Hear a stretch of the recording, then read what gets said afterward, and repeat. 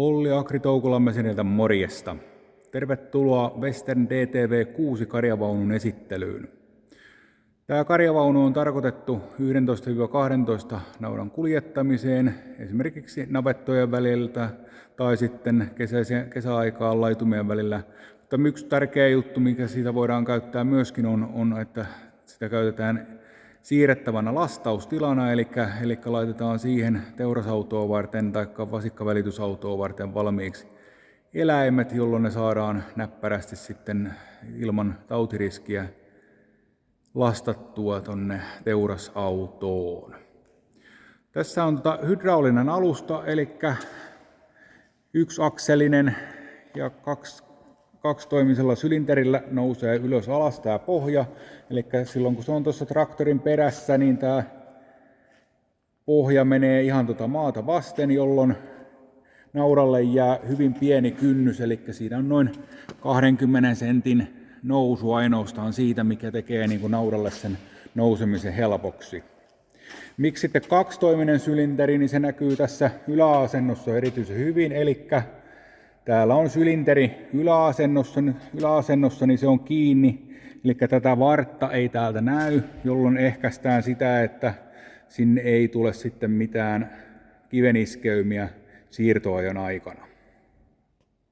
Takaosassa olevat ovet on erittäin tukevat ja niissä on kunnolliset lukitukset, eli hyvin pitkältä matkalta tuettu tuo lukitus, niin sieltä ei helposti tule nauta ulos edes väkisin. Nämä lukitukset on vaimennettu, ei pidä ääntä ja ne on helpot käyttää.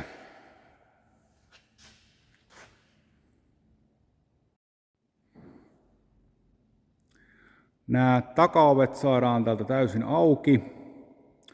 Ne voidaan laittaa sopivaan kulmaan näiden sauvojen avulla maahan kiinni silloin, kun tuo perä on laskettuna alas, niin ne toimii ohjaimena siinä. Ja tähän on mahdollista tähän peräporttiin myöskin sitten saada jatkopaloja, mitkä on siinä sitten kiinteästi kiinni.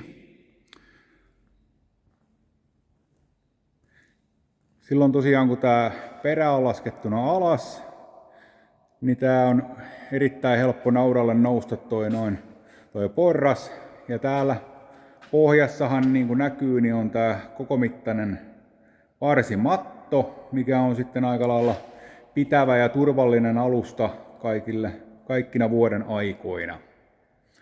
Tässä on lisävarusteena pressukatto ja pressukatossa on sitten noin valot. Eli myöskin pimeäseen vuoden aikaan, niin nautahan ei mielellään mene tuonne niin pimeäseen paikkaan, niin helpommin sitten nousee kyytiin, kun siellä on valot päällä. Huomattavaa näissä myöskin on, että nämä kaikki putkien kiinnikkeet ja tuet on täällä niin vaimennettu, eli siellä on tuollainen kumityyny, jolloin tämä ei niin pääse heilumaan eikä kilisemään eikä kolisemaan. Se vähentää naudan stressiä tuossa matkan aikana. Sama juttu on näissä kaikissa kohteissa, mikä on mahdollista kolista, niin nämä kaikissa on niin joko pienet muovi- tai kumikappaleet sitten ehkäisemässä sitä kolinaa.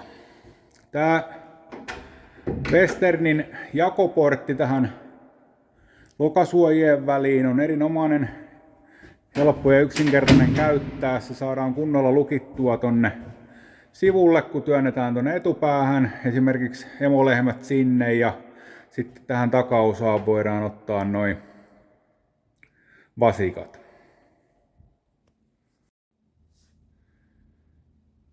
Pohjassa tuolla varsimaton alla on kakkosneloset hieman raotettuna, jotta se pääsee hengittämään ja kuivumaan kunnolla.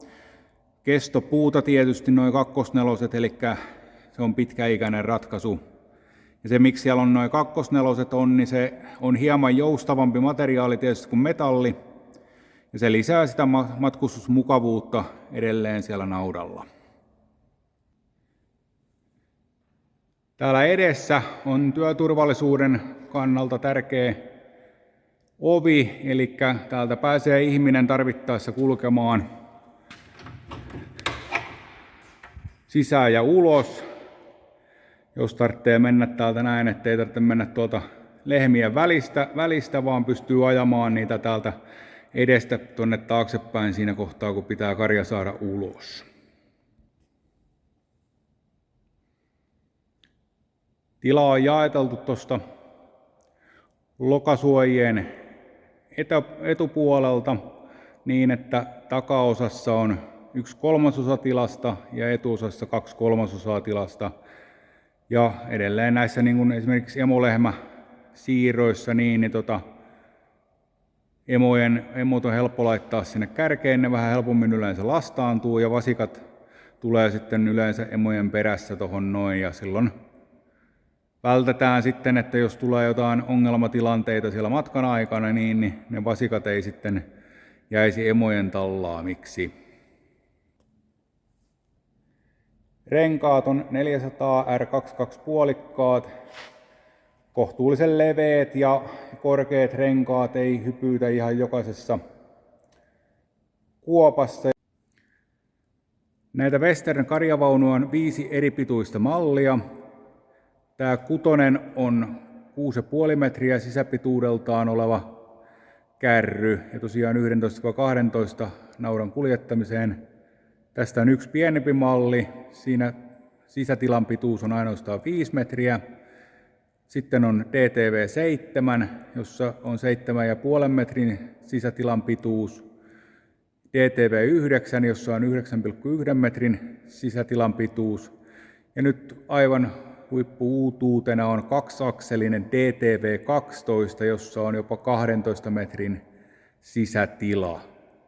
Tämä uusi malli tulee meille ensiesittelyyn Koneagria 2023 näyttelyyn ja sinne te voitte kaikki tulla siihen tutustumaan.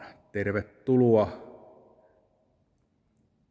Suomessahan näitä myy Agri-Toukola Machinery Oy ja Olli ja Juha-Pekkaa voitte ottaa yhteyttä.